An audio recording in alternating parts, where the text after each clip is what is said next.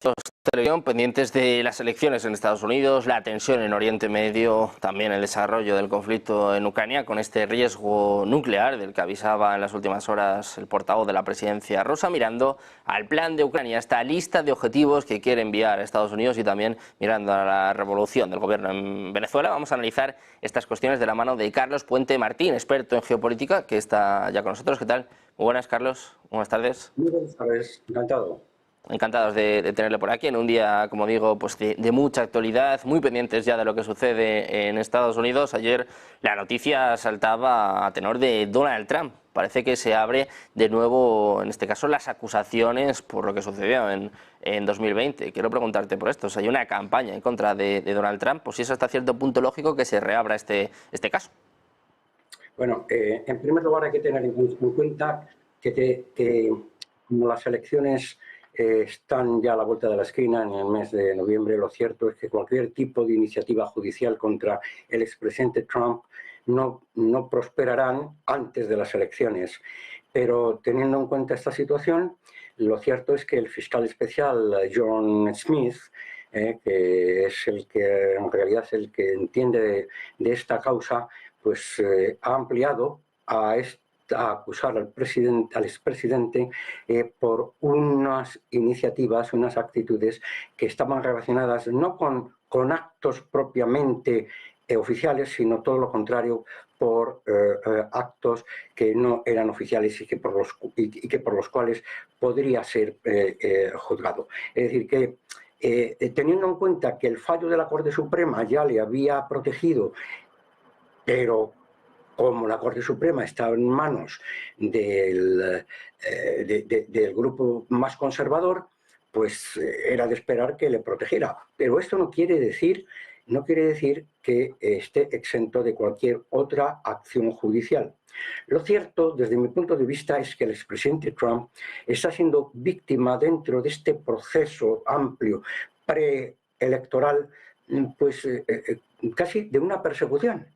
Y esto es lo que llama la atención teniendo en cuenta cuál es el ámbito del sistema norteamericano, que es bastante complicado. De hecho, este tipo de actividad que emprenden nuevamente contra el expresidente ya entra en la esfera de otro gran jurado. ¿Y cuál es la causa? Pues alegan simplemente que es que el anterior estaba contaminado. Sí, por eso hay que conocer muy bien cuál es el mecanismo en Estados Unidos en este tipo de procesos. Y desde luego muchas veces hay que reconsiderar la opinión que tenemos sobre lo que es un sistema judicial democrático o no. En Europa tenemos otro tipo de procedimientos, sin embargo en Estados Unidos la situación que ocurrió en el año 2020 en el que determinadas actitudes que tuvo el señor Trump, pues le acusaron de interferir en las acciones judiciales para que no fuera procesado porque él lo que quería era permanecer en el poder y puso en cuestión los resultados de las elecciones. Este entorno en Europa se entiende muy mal y desde el punto de vista democrático tampoco es muy clarificador. Bueno, pues pendientes de salir de dudas en torno a las elecciones de Estados Unidos, donde la cosa está cada vez más complicada, Carlos, es en el conflicto en Ucrania. En las últimas horas, bueno, las últimas semanas ya comenzó esta incursión en Kursk. También en las últimas horas Zelensky decía que quiere presentar un plan de paz tanto a Biden como a Kamala, como incluso seguramente al propio Donald Trump, pero Rusia ha salido al paso. Dice que rechaza de pleno cualquier tipo de acuerdo, cualquier tipo de negociación de paz y que van a continuar con la ofensiva, más aún después de lo que comentaba, ¿no? Después de estas incursiones en Kursk. Bueno, el señor Zelensky sospecha que su situación ya no es tan firme en Estados Unidos como ha venido siendo, sobre todo a la vista de que pudiera ganar las elecciones el señor Trump, que ya ha realizado algún tipo de manifestaciones que yo considero extemporáneas sobre un país como es Ucrania, que evidentemente fue invadido por otro, la Federación Rusa. Pero eso no obsta para que el señor Zelensky haya perdido el norte. Lo que no se puede es ya destapar lo que todos conocemos por otros medios, por informaciones y por declaraciones de los propios implicados que detrás de Ucrania está Estados Unidos y la OTAN en general. ¿Qué es lo que quiere hacer Zelensky? Pues quiere reforzar ese apoyo que se ve ya debilitado en Estados Unidos, su propio valedor. Y de hecho va a aprovechar su presencia, es el día 10, me parece, sí, el día 10 de septiembre en Nueva York, con motivo de la Asamblea de las Naciones Unidas, pues va a aprovechar para, efectivamente, como bien habéis señalado, que se reunirá con el señor Biden también, la candidata, la señora Harris, y, ¿por qué no, el señor Trump? En fin, la recepción de este día será muy diversa, pero sobre todo lo que llama la atención es que se descubre cómo los propios servicios secretos ucranianos son los que estaban facilitando cuáles eran los objetivos primordiales para dañar las infraestructuras rusas. De hecho, la propia Federación Rusa, el gobierno del señor Putin, ha denunciado ante la Organización Internacional de Energía Atómica en Viena el plan para poder atacar la central nuclear de Kursk. Y este es, digamos, un paso que esto ya sería mucho más complicado, más grave y que sería una escalada mucho mayor que la que estamos viviendo actualmente. Yo creo que el único camino es buscar la paz, negociar la paz. Evidentemente eso va a implicar con pérdidas territoriales de Ucrania, eso es innegable, pero no hay otra salida teniendo en cuenta cuál es la conformación de esos territorios del Donbass. Yo los he visitado, los conozco, donde hay una mayoría poblacional y de cultura rusa, y lo mismo que pasa con Crimea. Cualquier persona que haya visitado estas regiones pues podrá entender ese sentimiento nacionalista ruso. Por lo tanto, eso hay que contar con una gestión de tipo territorial. Y además también lo que hay que hacer es denunciar cuáles son los atropellos, porque no se les puede calificar de otra manera, que han sufrido, pues sin ir más lejos, pues una estatua de un gran almirante español que fue el fundador de la ciudad ucraniana de Odessa.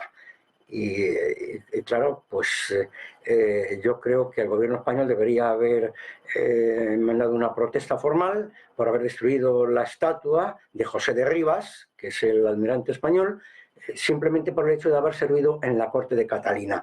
Bueno, un absurdo. Por lo tanto, esta es una situación muy conflictiva, pero creo que hay que seguir los pasos del presidente, del jefe del gobierno, mejor dicho, el señor Víctor Orbán, que ha hecho una visita al señor Zelensky y también al señor Putin y también a una tercera persona que es de la India y que además tiene un peso relevante.